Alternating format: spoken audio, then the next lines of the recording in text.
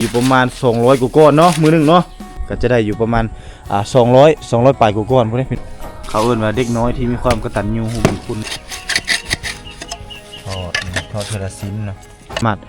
เฮ็ดบล็อกเองโดยที่ว่าเฮาบ่ได้ผู้นั้นผู้นี้นั่นแหละเนาะหลังจากนั้นก็มาเฮ็ดเองโอ้อันนี้ก็คือเลยจอมกลาง จะได้เฮือนโก้อีกวันนี้ คนแห่คนทรายจ้ะ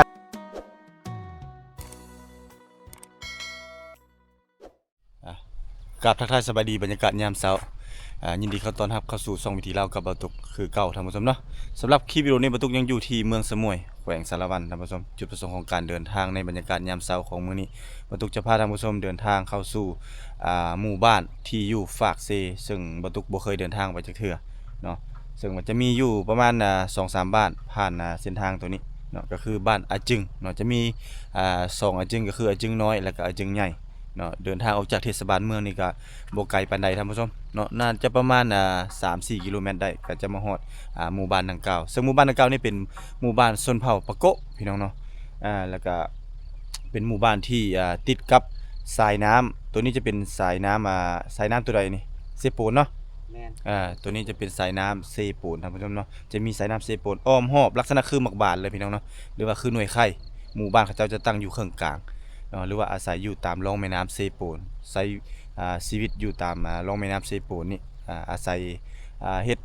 นาแน่เฮ็ดไร่แน่เฮ็ดสวนมันต้นน้ำแล้วก็ปลูกกาแฟปลูกยางโบงท่านผู้ชมเศรษฐกิจของเมืองสมุยนี่ถือว่าดีเนาะเพราะว่าเขาเจ้ามีพื้นที่ในการทำการผลิตในการทำการเกษตรแล้วก็ผู้คนเขาเจ้านี่ยังน้อยและบ้านยังห่างกันหลายเนาะก็เลยเฮ็ดให้เขาจะมีท่าแห้งในการปลูกฝังเลี้ยงสัตว์แล้วก็การค้าขายง่ายล่องก็ถือว่าโอเคอยู่ได้เพราะว่าเขาเจ้ามีชายแดนใกล้กับเวียดนามค้าขายส่งออกเวียดนามนี่ก็ถือว่าง่ายเลยเฮ็ดให้เขาเจ้ามีท่าแห้งเนาะมีเงินมีคำซื้อรถรถจักรรถไถเนาะในการไปทำมาค้าขายเนาะกับเวียดนามแล้วก็มีเงินมาปลูกเฮือนปลูกซ่านอันนี้ก็ได้เห็นหลายหมู่บ้านผ่านมาก็จะลักษณะคือกันหมดเนาะอันนี้คือเส้นทางที่เราจะเดินทางไปพี่น้องไปหมู่บ้านเพิ่นก็จะมีเฮือนนับตั้งแต่อยู่พี่แหละเริ่มต้นเขาเจ้าก็จะพากันออกมาเฮ็ดไร่เฮ็ดสวนเนาะหลังจากนั้นก็จะมาปลูกตูบก่อนเนาะปลูกตูบอยู่ก่อนเริ่มต้นทำอิฐหลังจากนั้นก็เริ่มขยายเนาะออกมาปลูกเฮือนใหญ่เลยได้พี่น้องเอ้ยนี่อันนี้คือปลายบ้านเนาะถ้าไปบ่เคยมาเบิ่งตามนี่แหละบ้านเขาเจ้านี่ห่างบ่ไกลบ่ห่างไกลจากเทศบาลเมืองปานใดเนาะมีไฟฟ้ามีสัญญาณโทรศัพท์เรียบร้อยเนาะถ้าไปบ่จื้อเบิ่งปลายบ้านนี่ก็ได้เนาะพี่น้องเนาะนี่บ้านอาจึงใหญ่เนาะเพราะว่าเขาเจ้าร่วมเข้ากันเลยเนาะจะมีอาจึงน้อยอาจึงใหญ่แต่รวมเป็นบ้านอาจึงใหญ่เลยมื้อนี้ทีมงานเฮาเดินทางมาด้วยกันแม่น3คนพี่น้องเนาะนี่รถมีแต่รถเวฟหมดกับทีมงานอ้ายใหญ่เฮาเนาะนี่กับพอสีหอมสบายดีย่ำเศร้าพบกันคือเก่าอยู่ที่สารวัตรไต่มาเนี่ยมาไปบ้านอาจึงมาทางใต้เสียงจะแค้นๆนิดนึงเนาะเห็นแบบโปวินอาจึงโปวินอาจึงอ้าวมื้อนี้สบายดีเด้อ FC บ่อตุกนะทีมงานใหม่มาเนี่ยเนาะนี่มาแต่ทางใดโอ้มาแต่ไต่คือกันมาแต่ไต่คือกันสะอ้อนตะนวดเจ้านี่บ่ได้สะอ้อนได้แบบมาบ่ได้นัดหมายพี่น้องเนาะมาเดินทางมันกันแบบบังเอิญเลยมื้อนี้ก็เลยพากันซักซ้วนกันไปลุยมื้อนี้เนาะไปศึกษาเรียนรู้วิถีชีวิตของชนเผ่าปะโกะในชนบทเนาะอันยังบ่เคยเห็นบ่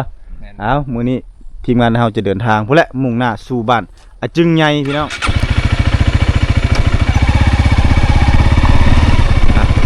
นี่คือเส้นทางเข้าหมู่บ้านของเพิ่น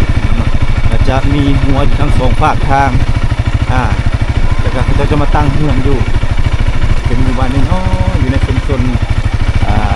ที่ติดร่องแม่น้ำสายเซโปนจะมีชาวบ้านใช้เส้นทางตัวนี้แหละเป็นเส้นทางลัดในการเข้าไปในเมืองเนาะซื้อของอยู่ของกินนี่ต่างๆเป็นหมู่บ้านน้อยเนาะหรือว่าอาจึงน้อย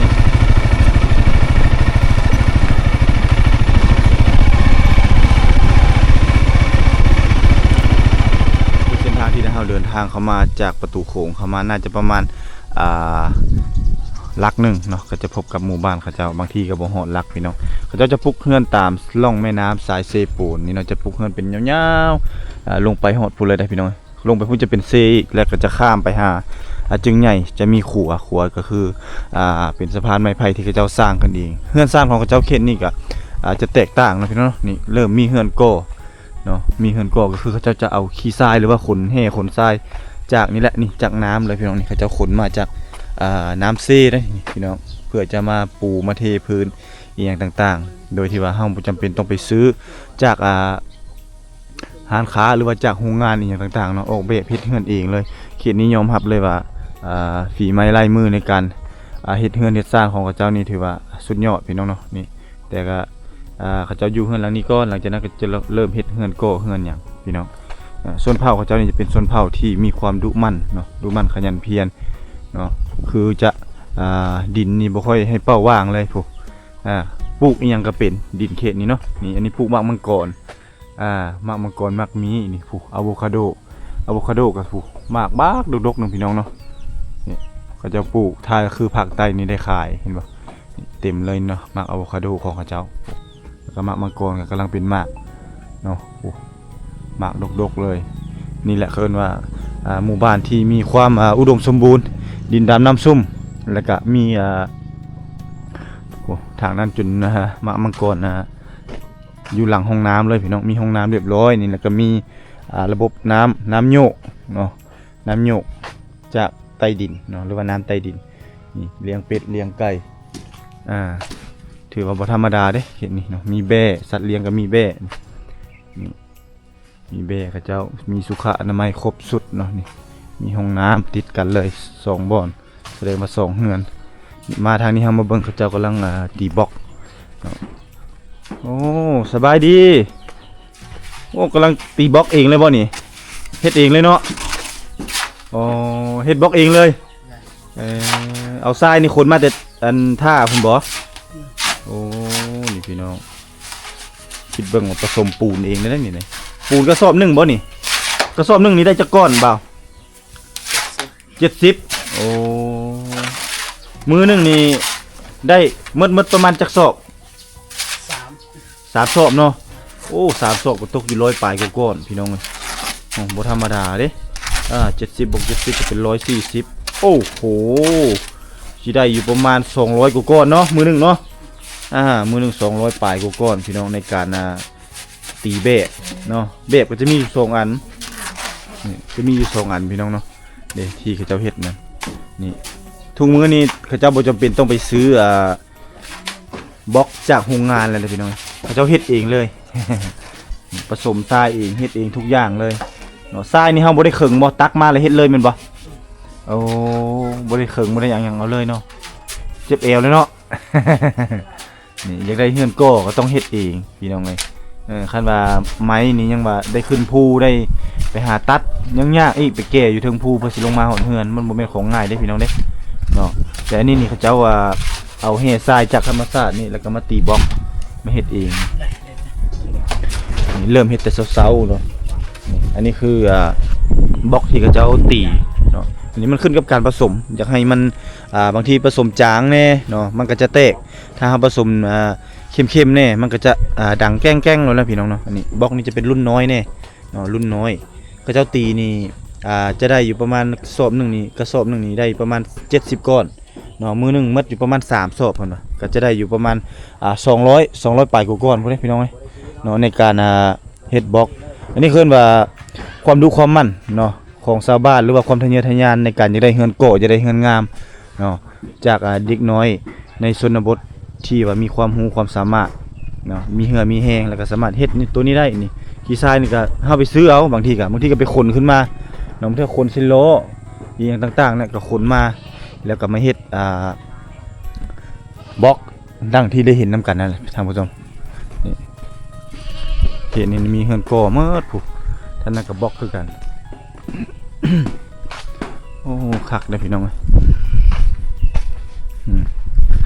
โอ้เฮ็ดบล็อกแต่เช้าเนาะเฮ็ดขายบ่ไอ้บ่สิเฮ็ดนั่นนะเฮ็ดเฮือนโอ้เฮ็ดเฮือนเลยโอ้โหลูกสาวนี่ก็เก่งเนาะป้าโอ้เก่งเท่าน้อยนางเนาะพุ่นยามพักแรงในยามจะน้อยเขาก็เฮียนโอ้น้องน้อยเพิ่นก็ยังพักแรงอยู่เนาะพุ่นน่ะประมาณ12-13 ปีบ่ลูกสาวนี่แม่นโอ้เป็นหมดเลยเนาะคิดว่าเป็นแต่ผู้ชายบ่แม่นอันนี้ 2คนนั้นล้านคนนี้เนียนล้านคนนี้ดูโอ้คนนี้ลูกสาวคนนั้นหลานเนาะ พอเขาเสียได้เขามาอยู่นี่ โอ้พอเสียเลยมาอยู่พี่ แม่น เป็นมืดเนาะพูนพี่น้องออกแบบ แม่กับเจ้าก็ไปอยู่นั่นแล้วอยู่เอาครัวใหม่ โอ้พอ เขาได้ พอ น้ำแม่เขาก็อยู่น้ำลุง โอ้มาอยู่น้ำลุงเนาะ แม่น ให้ลุงเลี้ยงเอาเบิ่งเอาเนาะ แม่น โอ้เป็นเด็กที่มีความดุมั่นขยันเพียรนะพี่น้อยกตัญญูฮู้บุญคุณแท้ๆอะไรนี่เลยน่าส่งเสริมพี่น้องเนาะยังเรียนหนังสืออยู่เนาะนางเนาะพูน3คนเลยบ่นี่โอ้เฮ็ดน้ำลุงเนาะพูนโอ้โหพี่น้องน้องน้อยในชนบทนี่เป็นคนดุมั่นขยันเพียรตื่นสมาแต่ดึกๆนี่กินข้าวแล้วบ่นี่มาเฮ็ดเวียกนี่ยังบ่ยังเนาะว่าท่านได้กินข้าวทื่อกันแต่ไม่เฮ็ดเวียกช่วยลุงแล้วไม่เฮ็ดเวียกช่วยลุงช่วยพ่อแล้วโอ้3 อันพี่น้อง4 อันโอ้ผักเด้อพี่น้องเด้อเขตทางนี้เด้อเขาเจ้าเฮ็ดเวียกเฮ็ดงานนี่สบายบ่จะเป็นต้องไปซื้ออีกบล็อกนี่ก็ได้ก้อนหนึงก็ 5,000 6,000 เนาะ 7,000 7,000แล้วเดี๋ยวนี้ แม่น โอ้บ่ไหวเดิเนาะเอาไปซื้อปูนมาเฮามาเฮ็ดเองยังกระเป๋าหนึงก็ยังได้หลายก้อนเนาะ 60ก็มีบาง โอ้ บางทีก็55 โอ้อิงตามเนาะนี่อิงตามเฮาผสมเห็นบ่ แม่น ถ้าผสม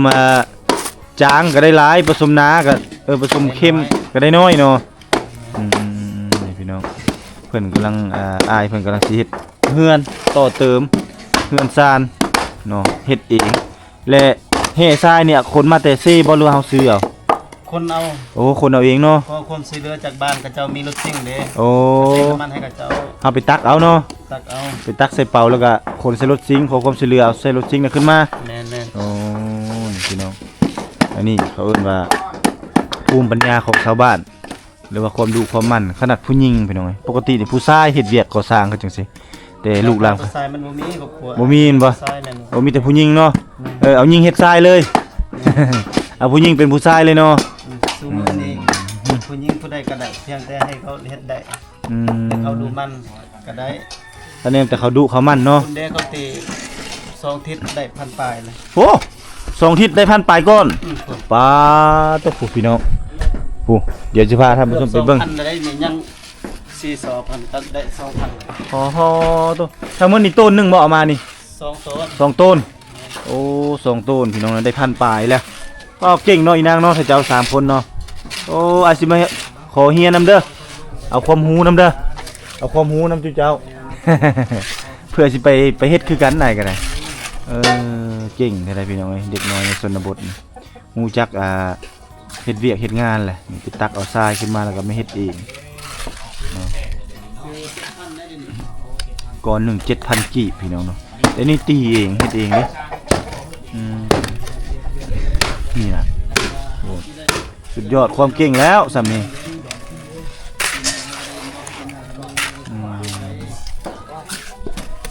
ถือว่าเขาเอิ้นว่าเด็กน้อยที่มีความกตัญญูรู้บุญคุณเนาะนี่ตีปกปกปกปกเลย34 ปีเฮ็ดเวียกช่วยลุงเป็นแล้วพี่น้องเอ้ยเป็นเด็กที่มีความกตัญญูรู้บุญคุณแท้ๆพี่น้องไปทอกแล้วบัดนี้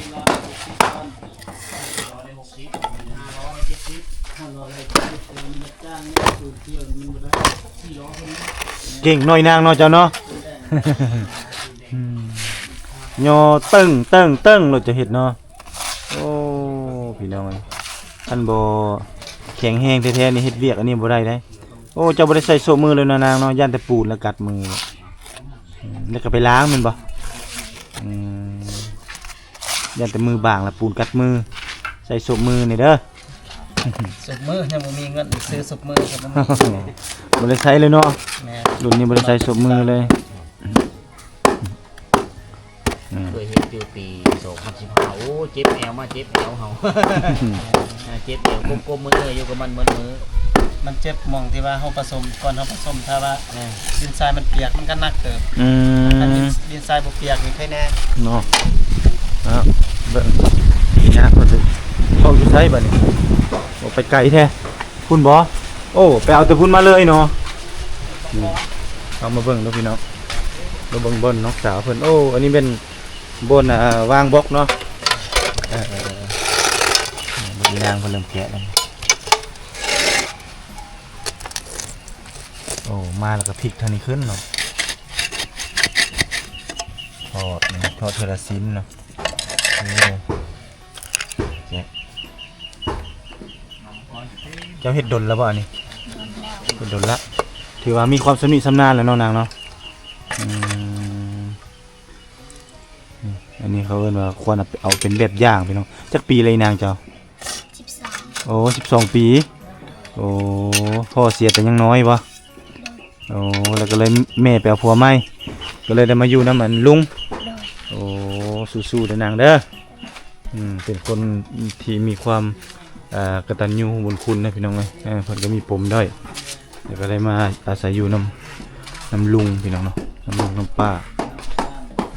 นี่อันนี้คือบล็อกที่เขาเจ้าตีเจ้าหาก็เริ่มตีตอนเช้ามื้อนี้พี่น้องเนาะความงามความละเอียดของน้องน้อย12-13 ปีย่อบล็อกฮิตบล็อกได้สำนี้นี่บ่ธรรมดาเลยพี่น้องก็เจ้าก็จะเอาวางตามพื้นที่ว่างแล้วก็เพียงเนาะเขาเจ้าจะสอนเวียกสอนงานเองนี่อันนี้คือดินทรายที่เขาเจ้าคิดเบิ่งว่าสิได้กองทรายใหญ่สำนี้เนาะมันระดับรถ1รถปลายเพิ่นนี่เนาะสำหรับรถ10ล้อนี่แก่มาทอกนี่ขี้หินนี่ก็คือแก่มาเนาะจากน้ำเซทรายเอามาจากเซนี่เริ่มต้นเขาเจ้าจะนี่แหละพี่น้องเอากระสอบนี่ไปตักเอาเนาะไปตักแล้วก็ขนเนาะคิดเบิ่งว่าย่อกระสอบทรายนี่กระสอบ1นี่ทรายนี่ความหนักนี่กลัวกระเป๋าเข้าเลยพี่น้องเป๋า1นี่ต้องได้ใช้คนหลายในการย่อขึ้นเนาะหลังจากนั้นเขาเจ้าจะมาถอกเด้เอามาถอกแล้วก็เอามาตีเป็นบล็อกอันนี้เขาเจ้าเฮ็ดเพียงแต่อาทิตย์ 1-2 อาทิตย์ได้บล็อกประมาณ1,000 ปลายก่อนพี่น้องได้บากหลายๆนึงเนาะนี่เขาจะผสมปูนถือว่าเนี่ยนาถาวรเนาะสามารถประกอบเฮ็ดเฮือนเฮ็ดซานได้เลยสะดวกสบายเลยพี่น้องเนาะนี่ตัวนี้มันเขาเจ้าโฮดคิดเบิ่งว่าผู้หญิง3 คนอายุเพียง11-12 ปีสามารถเฮ็ดบล็อกเองโดยที่ว่าเราบ่ได้เฮ็ดจากโรงงานโรงงานมันยังมีโรงโม่โรงปั้นเนาะเองเนาะแล้วก็มีบ่อนอัดแท่งเองตืดเองมันจังบ่ได้ใช้กำลังหรือว่าใช้แรงงานปานนี้อันนี้แม่นใช้แรงงานคนเลยเนาะแบบเอาคนเฮ็ดเอาเลยถือว่าบ่ธรรมดาได้บล็อก1,000 ปลายก่อนถ้าหมดอีก 3-4 กระสอบนั้นเพิ่นว่าได้ประมาณ 2,000 ปลายถือว่าแล้วเฮือนเป็นหลังได้เนาะอันนี้คือแสดงถึงความกตัญญูบุญคุณเนาะของน้องน้อยในชนบทเนาะผู้ที่ว่าขาดเสาหลักของครอบครัวแน่ก็คือขาดพ่อแล้วก็มาอยู่กับลุงแน่ตัวนี้จะเป็นเสาที่เขาเจ้าเฮ็ดคือจะเป็นจุดใจกลางของหมู่บ้านเขาเจ้าเนาะอันนี้เป็นจุดที่เขาเจ้าเฮ็ดงานมีงานงานละปึกบ่งานอย่างต่างๆเนาะในแต่ละหมู่บ้านก็จะมีนี่ตามชนเผ่าแต่โอ้ยบ่ปะโกบ่เนาะเขาจะมีลักตัวนี้มาฝังแล้วก็จะเอาสัตว์เลี้ยงของเขาเจ้านั้นมาผูกอันนี้ตามความเชื่อเนาะตามความเชื่อของคนสมัยก่อนมาถึงปัจจุบันเขาจะก็ยังนับถือหรือว่ารักษาจริตที่ของประเพณีของชนเผ่าแบบนี้อยู่เนาะ โอ้ทางนี้เป็นสร้างเองเลยเนาะโอ้สบายพี่น้องผู้ออกแบบตีแบบเองเลยคักเอ้ยนี่เนาะนี่บ่จำเป็นต้องไปเสียเงินให้สร้างอีเนาะออกแบบเองเลยนี่เฮียนหูน้ำผู้นั้นผู้นี้นั่นแหละเนาะหลังจากนั้นก็มาเฮ็ดเองโอ้อันนี้ก็บ่เปลืองงบพี่น้องแต่ว่าเรื่องใจต้องมักแน่นอนอันนี้ได้เพราะว่างานก่อสร้างนี่เป็นงานที่ว่าหนักพี่น้องเอ้ยส่วนหลายนี่เขาเจ้าหาเงินหาค้ำได้ก็เขาเจ้าจะจ้างเอาบางคนผู้มีต้นทุนเพียงแต่ซื้ออุปกรณ์เครื่องของต่างๆเขาเจ้าก็จะเฮ็ดเองสร้างเองดังที่ได้เห็นนำกันนี่ท่านผู้ชมนี่เจ้าขนขี้หินเข้ามาใส่เฮือนแล้วก็จะเอาดินมาถมแล้วก็เทนี่อันนี้คือความดูมั่นขยันเพียรเนาะอยากเฮ็ดอยากได้อยากมีแท้ๆได้นี่ได้เนาะชาวบ้านเพิ่นเฮ็ดนี่คักแท้ๆเลยพี่น้องเอ้ยผู้เบิ่งฟืนเขาเจ้าก็มุงไว้เรียบร้อยเลย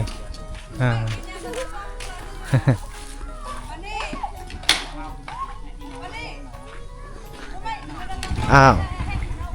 ไปไสนี่ฮะอันเจ้ย ไปทางใดเข้าเมืองบ่แม่นโอ้ว่าคุณไปติบข้าวมีหยังพร้อมไปเฮ็ดเวียกบ่ไปส่งข้าวค่อยไปค่อยมาเด้อโอ้หลังจากที่เขาไปสัมภาษณ์น้องน้อยตอนนี้ก็กำลังพาท่านผู้ชมเลาะเที่ยวชมบรรยากาศหมู่บ้านของเพิ่นจะเป็นหมู่บ้านยาวๆติดเข็มน้ำซี เนาะเฮ็ดอีหยังอีนาง แบ่งรถ โอ้แปลงรถเนาะใหญ่มาสิเป็นสร้างบ่นี่ฮะเป็นสร้างแปลงรถบ่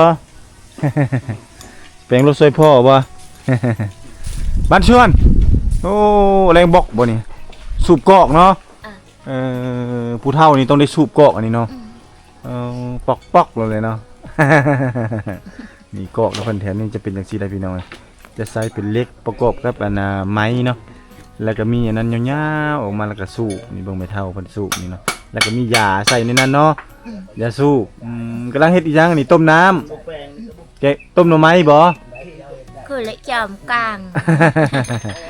เข้าใจเด้อ อ่า มันชวนนะ อ่า ไม่เท่าเพิ่นกำลังต้มคือสิเป็นต้มหน่อไม้พี่น้องเอ้ยนี่โอ้แถวนี้เขาเจ้ามีเฮือนก่อมันเฮือนที่ก่อเฮือนอย่างนี้เขาเจ้าตีบล็อกเองเนาะเฮ็ดเองผู้แต่ละหลังมีหมดพี่น้องเอ้ยอันนี้ต่อไปนี่ก็ประชาชนเขตนี่ก็จะมีเฮือนงามๆอยู่โดยที่ว่าการเฮ็ดเองสร้างเองเนาะของเพิ่นเองนี่คนเอาแห่ทรายบ่ต้องไปซื้อ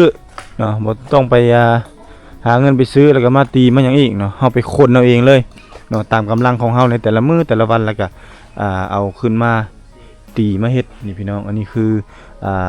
ภูมิปัญญาของชาวบ้านเนาะนี่เขาจะเอามาอยู่เริ่มออกมาอยู่เนาะอันนี้คือซีเมนต์เริ่มออกมาอยู่เขาก็จะเริ่มปลูกต้นไม้เด้อันนี้ก็คือการสร้างรากปักฐานโดยแท้จริงเนาะหาต้นไม้ก็คือต้นไม้กินมากต้นไม้ที่เฮาสามารถกินได้เนาะแล้วก็ลูกหลานโตหน้าไปก็จะได้กินคือกันเอามาปลูกเนาะมาปลูกใส่เนาะประมาณ 4-5 ปีก็จะได้กินได้พี่น้องเอ้ยนี่หมากไม้เป็นสิ่งที่ชาวบ้านเพิ่นเอามาปลูกแล้วก็จะเฮ็ดหัวนี่หัวก็สไตล์นี้เลยพี่น้องเฮ็ดสไตล์แบบนี้อ้อมปะไว้เนาะโอ้เดินเฮือนซานเขาเจ้านี่โอ้สะอาดสะอ้านดีพี่น้องโอ้ ใต้เตียงก็ยังมีฮอดอันฟืนพี่น้องโอ้นี่บรรยากาศดีผมมีห้องน้ำอีกห้องน้ำเพิ่นก็บักใหญ่ๆเลยนี่สะอาดดีมีระบบสุขอนามัยครบสุดเลยโอ้แม่เฒ่ากำลังเฮ็ดหยังนี่สบายดีแม่โอ้กำลังสานสวิงบ่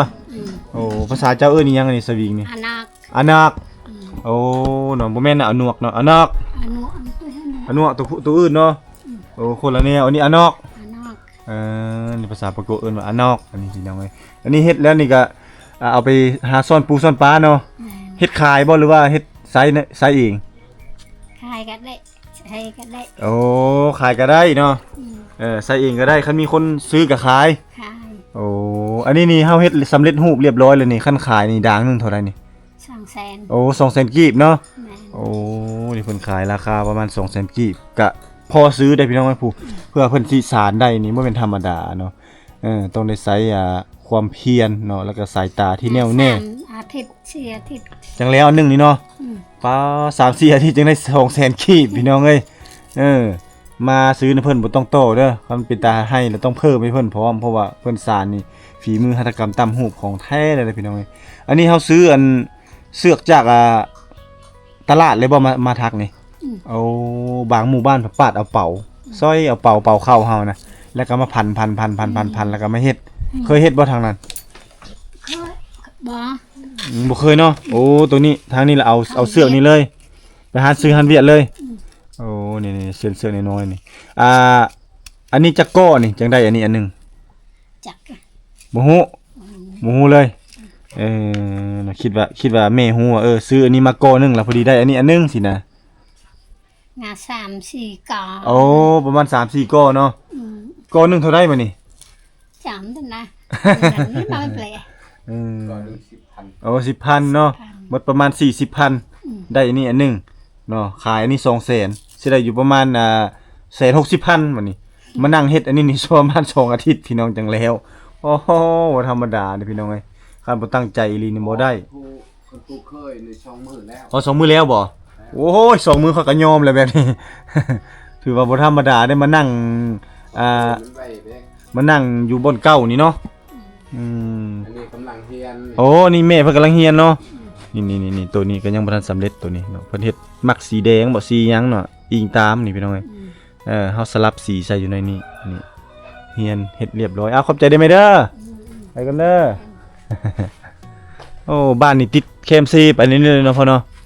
ลงทางหลังนั่นเป็น เป็นอีหยังน่ะเป็นเซเนาะโอ้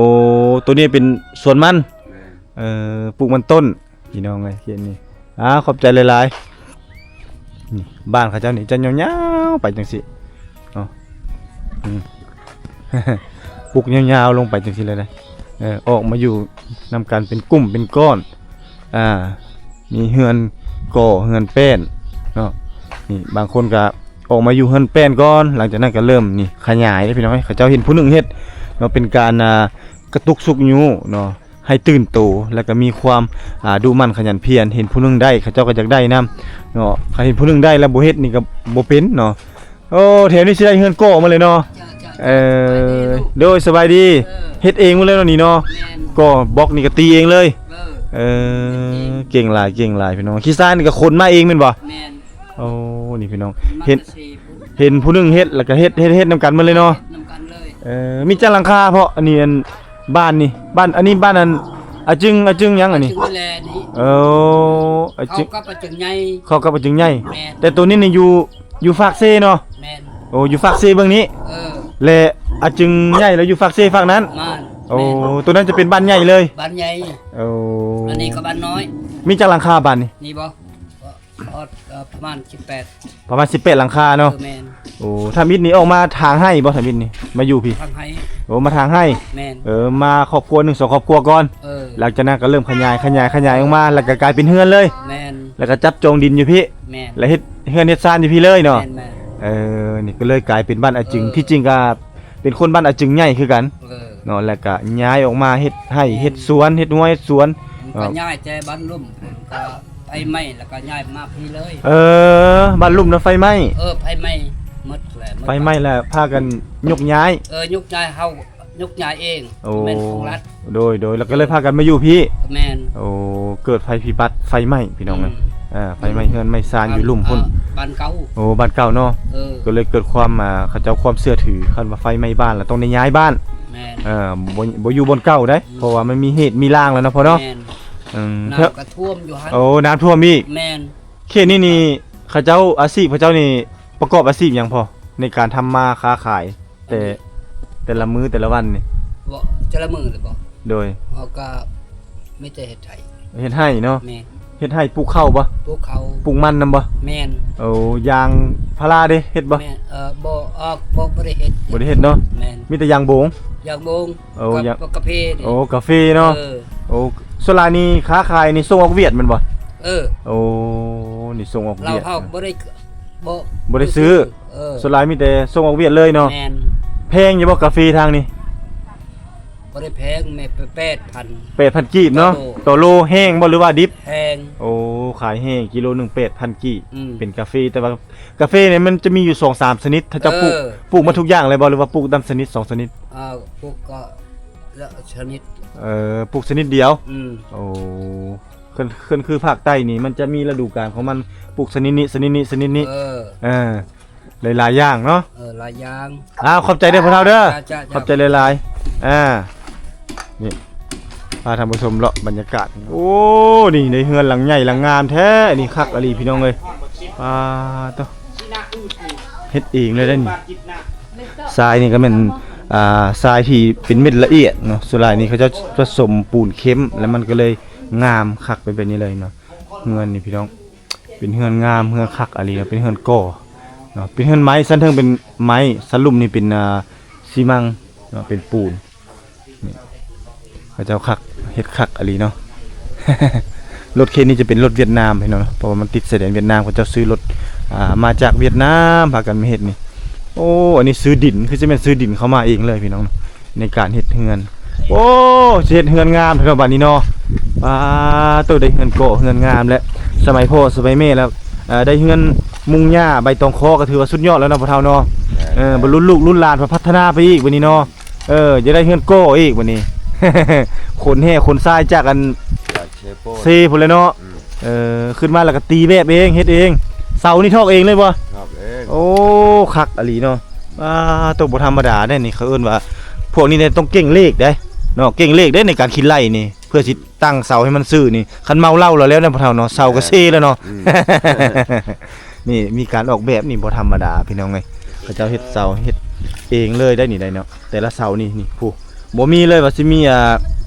ขี้หินที่ว่ามันเป็นก้อนหรือว่าบ่เจ็บกันเขาเจ้าเฮ็ดแบบละเอียดเลยเนาะก็คือต้องได้ สถานเลย มาตรฐานเลยซักบ่ธรรมดานี่ตีเคาะซักบ่ธรรมดาให้ปูนมันละเอียดอ่อนเลย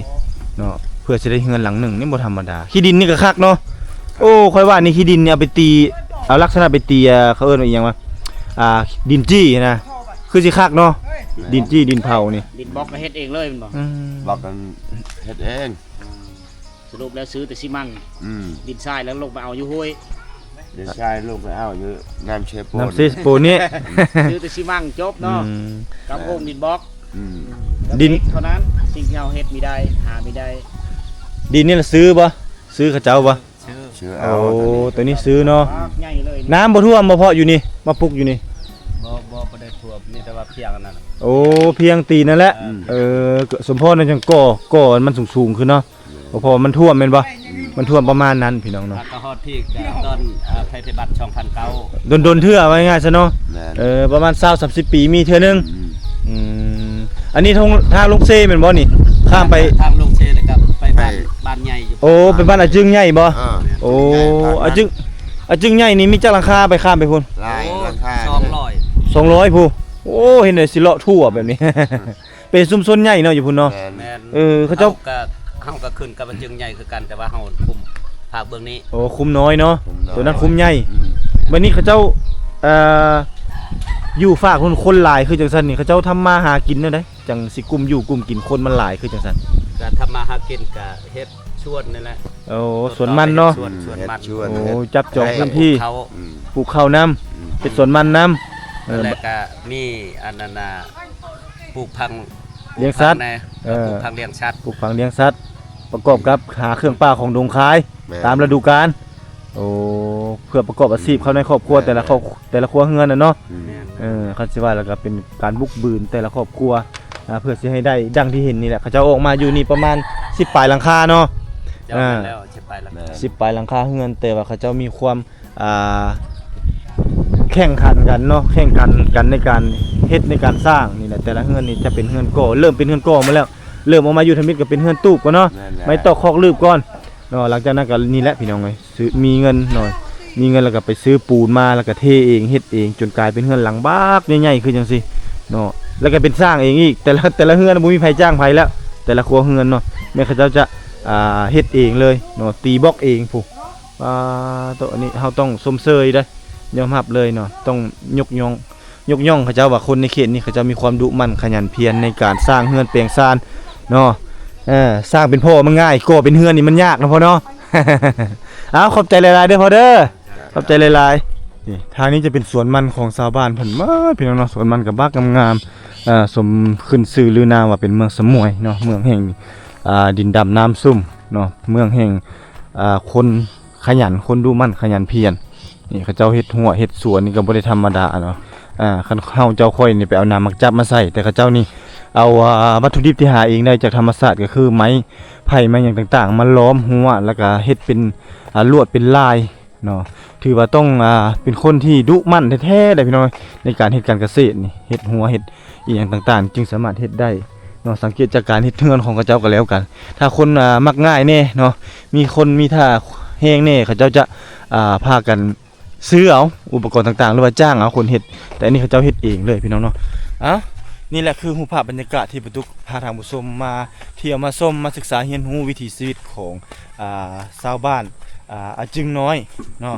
อยู่ทางฝากเซถ้าฝากพิที่ติดกับเมืองเลยเนาะห่างจากเมืองนี่ก็บ่ไกลพี่น้อยเทศบาลเมืองนี่ก็บ่ไกลประมาณ2-3 กิโลเมตรก็จะมาฮอดบ้านหมู่บ้านอาจึงน้อยก่อนจะข้ามไปอาจึงใหญ่นี่จะได้ข้ามสายเซปูนแล้วก็เขาเจ้าจะเฮ็ดขัวเนาะก็คือจะเป็นขัวไม้ไผ่เนาะข้ามแม่น้ำเซปูนโดยที่ว่าเฮาสานตะนางเนาะสารตะนางเอาไม้สารแล้วก็เอาขี้หินใส่นั่นดังที่ในคลิปผ่านมาที่ประตูเดินทางไปบ้านอาตุกก็คือกันแต่ตัวนี้จะเป็นขัวยาวเพราะว่าเป็นขัวข้ามแม่น้ำเซปูนแล้วก็จะกุ้มหลายปีพี่น้องเอ้ยเพราะว่าเอาขี้หินใส่ลักษณะคือเป็นเสาตอหม้อเนาะเสาตอหม้อนั่นแหละพี่น้องเนาะให้มันแน่นแล้วก็น้ำพัดไปบ่ได้เพราะว่ามันหนักเนาะขี้หินก้อนใหญ่ๆยัดใส่นั่นอันนี้คือภูมิปัญญาเนาะในการเฮ็ดขัวเวลายามน้ำขึ้นเป็นอย่าง ต่างๆก็จะสะดวกสบายในการมาค้าขายย้ายล่องหรือว่ามาหาหมกหาหมอเนาะอันนี้ก็คือวิถีชีวิตของเจ้าทั้งสองฝากทางเลยหรือว่าสองฝากห้วยเนาะทางสองฝากเซที่บรรทุกได้มีโอกาสเดินทางมาเห็นวัฒนธรรมที่ความงดงามดีงามสิ่งสำคัญคนเขตนี้มีแต่คนดูคนมันเนาะพากันตื่นตัวในการสร้างเป็นเฮือนซ่านเนาะจากเฮือนไม้เฮือนเป็นเนาะหรือว่ามุงฟ้าไม่แยงฟ้าไม่เหี้ยมุงหญ้าก็เริ่มเป็นเฮือนก่อเฮือนงามมุงกระเบื้องอันนี้เขาเจ้ามีความตื่นโตหลายก็ถือว่าประตูก็ถือว่าสมเชยเนาะในการเหตุการณ์สร้างของเขาเจ้าคนในเขตนี้น่ายกย่องแล้วก็เป็นเอาแบบอย่างท่านผู้ชมโอเคท่านผู้ชมประตูก็จะได้เดินทางข้ามไปตามติดวิถีชีวิตชาวบ้านฝากซีฝากนันอีกเนาะสำหรับคลิปวิดีโอนี้ประตูขอลาท่านผู้ชมไปก่อนสบายดี